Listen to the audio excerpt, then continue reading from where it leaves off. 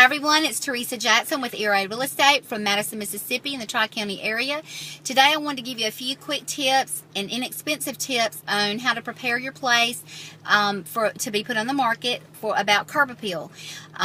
People ask me all the time, how important is curb appeal? Curb appeal is like the first impression of a person. Curb appeal is very important.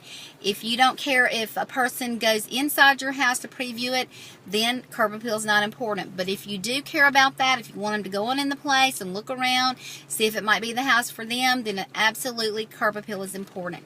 Let's start with, now these are going to be very brief, and I'm going to go into more detail for this type of thing later on, but today we're just going to talk about a few things you can start doing on your own. Let's talk about the flower bed right around the front of the house. Here in the south, of course, we all have crepe myrtles, river birch, ligustrum, all that kind of thing right up around our house.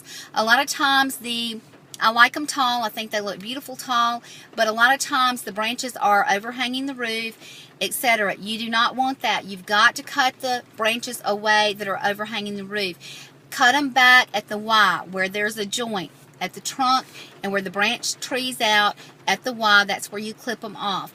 Also, you need a good space in between the house and the trunk. If there's more than, say, 3, maybe 5 trunks on these trees, you need to thin them out some. You want to leave a good bit of space in between the house and the trees so that you can get around, work in the flower bed, but also here in this part of the country, as you know, if you have woody branches that are rubbing up against the eaves and the fascia of these houses, you're just asking for termites. So get those branches away from the house.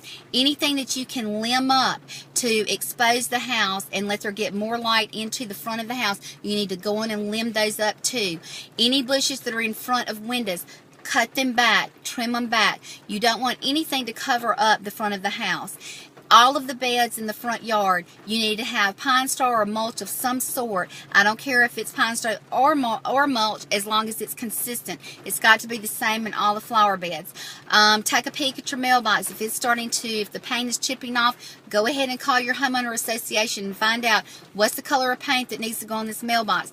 If you go spray paint at Essex green and it's supposed to be hunter green, if you go spray paint at ebony and it's supposed to be charcoal, if you have an active homeowner association, you're going to be fined for it or called out on it or hounded about it until you change it, so you may as well do it right in the beginning.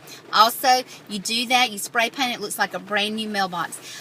Take a peek also at, are there dog toys laying in the yard? Are there kids' toys? If they are, get them up, put them in one of the plastic tubs and get them out of the way, out of sight. Once you get all the branches and such as that away from the house, you're going to probably have a few gutters maybe that have become detached. Get your little giant ladder out, get on up there, reattach those gutters. While you're up there, go ahead and clean them out. It's not that hard. After that, once you've gotten the gutters reattached and you've gotten the branches away from your house, run on over to Home Depot or Lowe's, rent one of the pressure sprayers, pressure wash the outside of the house, get it nice and clean. After that, you're going to have to do the windows in and out. We'll talk about that on a later day. Also, last but not least, and you would think this would be a given, you would think it's very elementary that everybody would know this, mow the grass. You would think that everybody would know to do that when it's on the market. They don't. You've got to mow the grass at least once every week and a half, if not sooner.